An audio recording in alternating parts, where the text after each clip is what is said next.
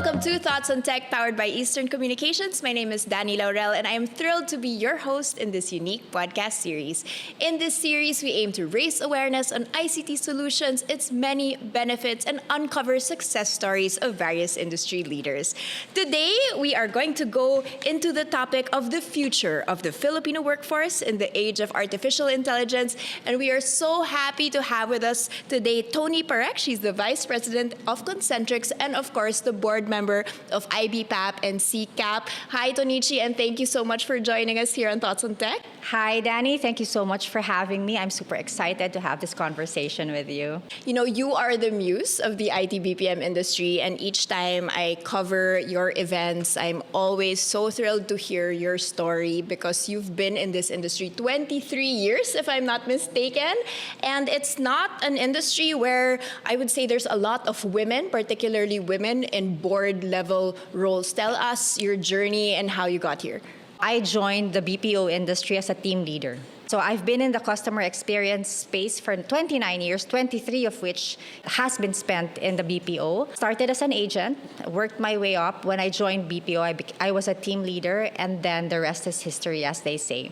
So as you can imagine, in 2009, when I first became a vice president, I was one of the first executive Filipina leaders. For sure. Yes, some of the companies that I have been associated with. But backtracking, is this something you studied? You wanted, I mean, is this your degree? Was that even a thing, you know, 20, 30 years ago? Did you think I'm going to be in Nope, technology? absolutely How not. did you land this job?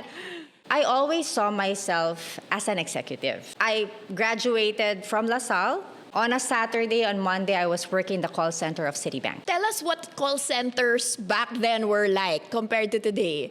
Was there even internet Wi-Fi? I mean, I guess some level of it. Yes, yeah. there's some no Wi-Fi. That will place my age, but no Wi-Fi. But there was some kind of internet already. So when I joined Citi, the way we were trained is we were given like a manual. So I would look through the manual that they gave me, and I would figure out where we are in that entire process.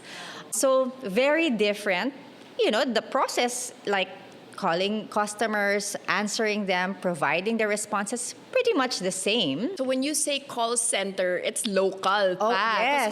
When you say call center, to me, we're servicing people abroad. Wow, that time was very local. Let's take stock of the BPO industry. You sitting as the board, where do we stand today? It was one of our economic pillars, obviously. And then pandemic hit. Have we met the goals of the industry? Are we growing at the pace that you anticipated? And how strong is it for our economy?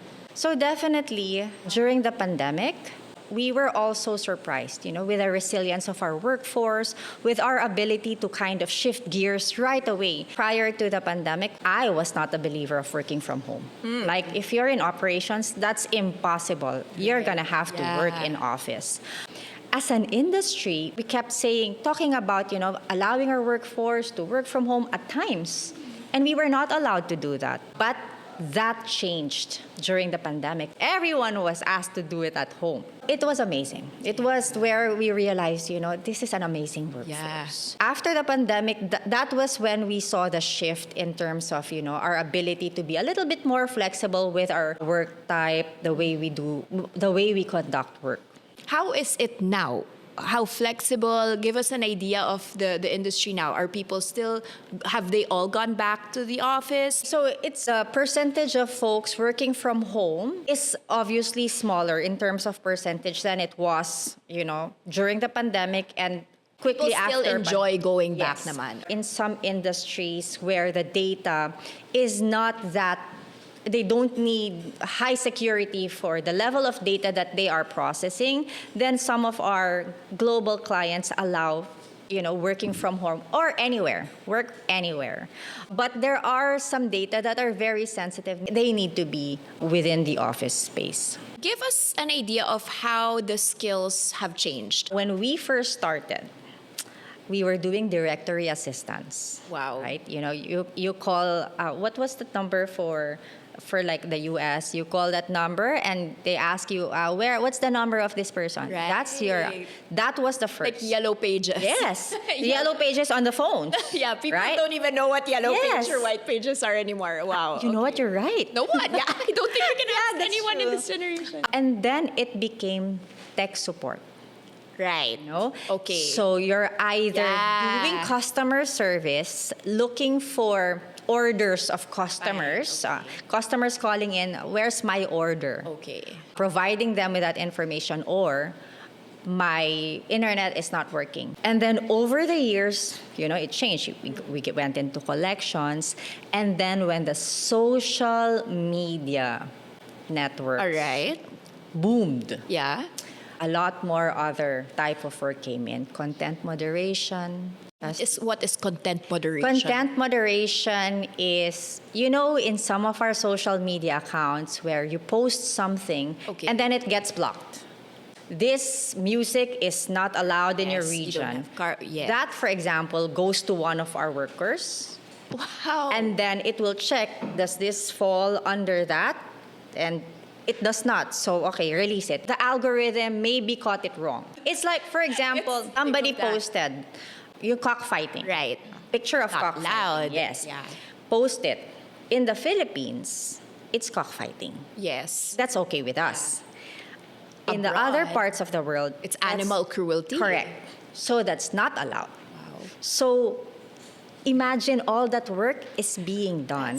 That's incredible. It's amazing, It's right? amazing. Now, of course, we cannot deny that AI is a part of life already now, and the BPO sector continues to be one of our pillars here. It employs so many people, but also is the biggest at threat for workers to lose their jobs because of AI. Can you give us your personal view on that? I personally believe, and I will stress that, I personally believe that now is the golden time for our BPO workforce. Okay.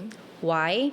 Because they are at the forefront of the technology that is being used globally, Right. and they're the ones actually using it.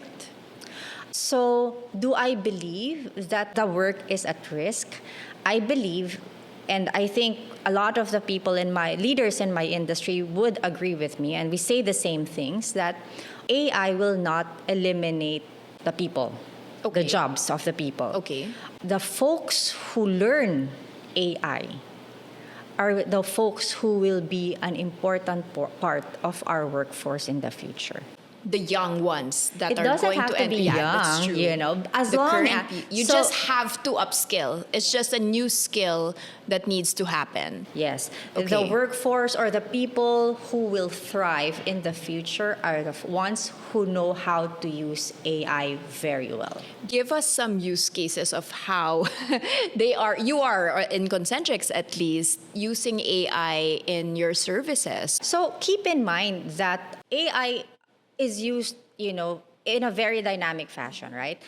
It's used to serve customers, but it's also used for the employees. Employee satisfaction is also being addressed and improving because of AI. Improving because it's like working in a company and you have a lot of questions. You have to navigate through, who do you ask? HR? And you will have to wait for an email response and stuff like that, or a chat. Now it's just, your it in, own yeah. internal AI, type it up, And it it shows will up, and it's customized to you. Yeah. The employee experience significantly becomes Yeah. better. And the feeling of fear of having to confront certain people just to understand what's going on. Exactly. Diba? Gets circumvented. So the other side is, from an agent standpoint, if you're supporting a customer, So there's so many steps. so many steps, so Yeah. many websites you need to look into. Yeah. But now, if all of that is integrated because of AI, you chat, where's the Where is order? it? And then And it just will pop show up. up. Because order number is connected to the logistics provider, where is connected to where it is exactly. It shows up. The agent will not have to toggle from one screen to another because the screen is integrated. And it's something that we at Concentrix is actually doing. We just launched that that program. So it's a productivity tool for your agents. Yes, the responses are quicker. Okay. You don't need to spend your precious time. You have kids. You prefer to spend it there Absolutely. versus waiting for the answers, right? Yeah. Even if it's an extra 2 minutes, right? And is this something that you've invested in already? Have people calculated the, I don't know, productivity gains, the gains in the number of customers? One of our metrics is handle time. So that means from the time the customer interacts with you until you end that interaction, is we measure that. So less of that means more customers are able to handle. Right. Or more interactions Right. that you're able to complete and process. That one person is more productive because of that. Study also shows that the shorter your interactions are with a customer usually leaves that interaction happier. But for your employees, how do you reassure them and make them feel empowered to use the tool rather than threatened?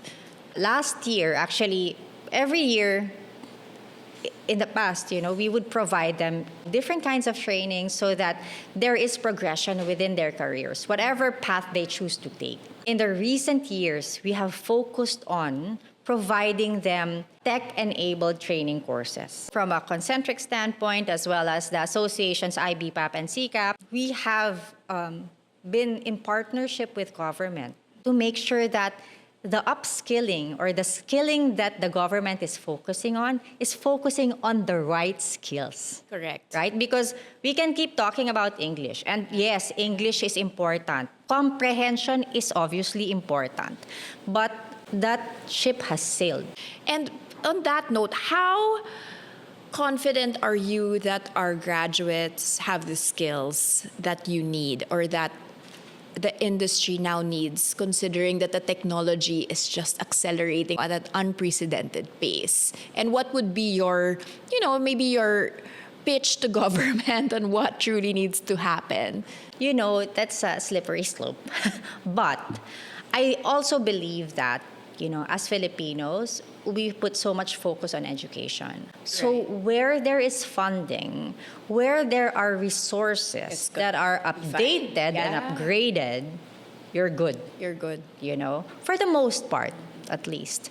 In other parts, which is the majority of the Philippines, majority of our workforce or our graduates do not really have the equipment necessary for them to be really savvy, with the latest technologies or even equipped to use. Even given the fact that we have high mobile phone penetration and highest users of Facebook, all of that, you still think we lack or we're lagging with the digital know-how and digital literacy? We are lagging because some of these folks, acquire those gadgets a little bit later than when they should. The good news is companies like us, for example, Concentrix, we partner with DepEd, SHED, to make sure that, our resources also reach the far-flung areas. Yeah. Where we have partnerships and discussions with DepEd so that we know where their problem areas are, so we'd be able to help them. For example, we have Gadgets for Good. Okay. It's a program where all of our equipment, laptop, PCs, desktops, we donate it Okay. to the different public schools. That's kind of how we are partnering or being an active part of the solution to educate our learners as early as possible. Tonichi, unfortunately, there's no doubt that there is a skills gap, right? We've been talking about that in possibly every conference when it comes to your industry. The technology is accelerating at an unprecedented pace, and we need the talent to catch up. How are you addressing this? Do we have enough talent? Are you confident in this? In pockets, we have the competent talent already available because we have been training them for years now. But with the demand now, our companies like ours focus on providing upskilling, uptraining for our existing employees, as well as, the workforce that we are looking to hire in the future. associations like IBPAP and CCAP have been really focused on making sure that the gap or the bridge between the government and the private sectors continue to be strong so that we are able to provide the support where necessary. Thankfully, this year, and we were really super happy about this, we received government funding for the industry. Focused on upskilling workforce in the BPO industry as well as potential workforce in the future. Okay, so which means even before they enter, correct, you can already train them. Yes, so this government is also focused on making sure that we have employable people ready to enter the workforce. And we have been focused on making sure that the programs, the curriculum is customized for the type of work that we are anticipating in the future as well. That's great. So the government just gave you that mandate. Yes, there's DICT and TESDA. And then hopefully the education system also for the long-term sustainable students that are graduates that you hire, diba? It should be ingrained there already.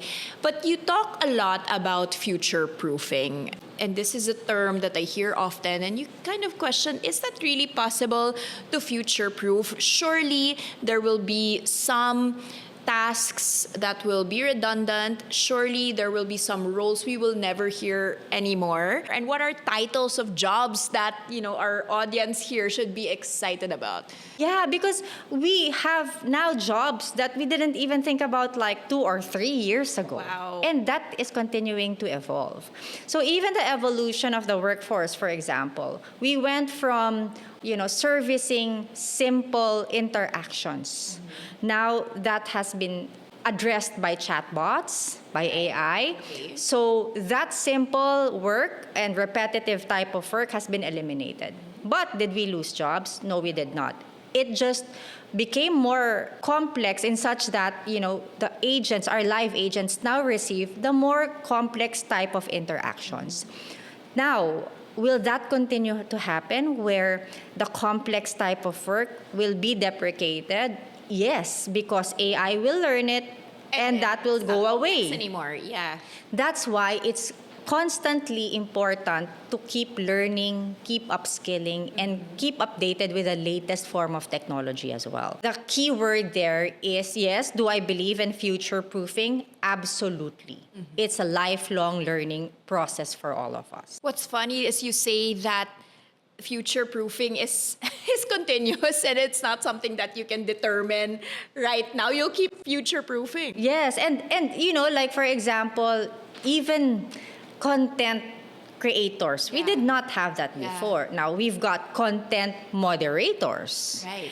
Because of AI, we've got AI coaches. An AI coach? So an AI coach is like, in the past, it's a quality evaluator, for example. They listen to calls, mali, this is wrong, okay, mark down. You coach the agent so that next time, agent will be better in answering customer queries. AI coach now is when we check for the AI responses and it is not 100% accurate. There's an AI live agent thinking, okay, we need to change this data, change the URL where the AI is getting that information so that it becomes more accurate. Okay, so you're working together with the artificial intelligence. Yes. To improve them. Yes. As if you're improving a staff member. Yes. That's amazing. But at least your level of skill that's what you're going to be hiring for. Let's go back to the accent neutralization, the AI, right? Last year, we piloted technology and we didn't find it good enough. Right. 3 months later, we tested it again and it was amazing. Oh, wow. So, and 3 then, months. Yes. It just takes that. Imagine like, okay, we are far from perfect here, so we're not gonna do this. 3 months later, when we were told to try it again, we're like, 3 months? And it became this sophisticated where you can hear AI's empathy, the change of tone of voice. Right? And do we have, of course, we've been the hub for a long time, next to India, all of that. But are we going to keep being the hub with AI? Are there threats of other countries faster than us? Threats because of a lot of other things. Okay. Threats because there are countries who have realized that BPO is a gold mine, right? So we've got So our neighbor. everyone's going yes, to want to be in it. Our neighboring countries have attracted investors, BPOs, because of the incentives that they offer and all of that. And keep in mind, we have a technology that will neutralize what advantage we used to have, right? Which was our English. Yes. So Oh yeah, that's a question, Tonichi. Yeah, tell us more about that. we say we are customer experience. That was our people. main thing. Yes. When they come to the Service, Philippines, yeah. do they feel it? Yes, as soon Yes. as they land in the airport. Now, if we say we are high-tech here, we are highly digital when they land and go out of the airport, will they feel that it is high-tech? That's the the question. Okay. Right? So that's what we need to work on as a country, as a government, as a Filipino people. So it's really just a matter of harnessing what we already have. That's an existing talent pool. It just needs to be upskilled. We have some government support and the infrastructure to create an entire tech, as you mentioned, maybe make it a tech hub, diba? That's what we need, the Silicon Valley here. That's what everybody is saying. Because we can Nandito be. na eh. We Yeah, can be. nandito na. And because of the workforce in the BPO that we have, like I mentioned Yeah. earlier, right? We are at the forefront of using the technology. That expertise is in us already. So we just need to capitalize on that expertise, add the technology enablement to it, because we can really do very well in terms of, this AI age. And that's going to be your culmination for your Yes, career. correct. You have to say, Yes. I started with, white pages and I'm ending with the Philippines becoming the tech hub. You know what? When you're still on the board. This is how you... Interesting that you say that, because in Concentrix, we just launched Filipinovation. Okay. And what is Filipinovation? It's our drive. It's a movement where we, as an industry, have been servicing the world. Yeah. Right? And yes, do we serve the domestic markets? Yes, we do. But we need to do more of it. And we need to make sure that to the world, we're not just customer experience, we are an innovation hub. And with that, thank you so much for sharing all your insights here with us at Thoughts on Tech, powered by Eastern Communications. Once again, guys, that was Tonichi Parekh. She is the Vice President of Concentrix and board member of IBPAP and CCAP.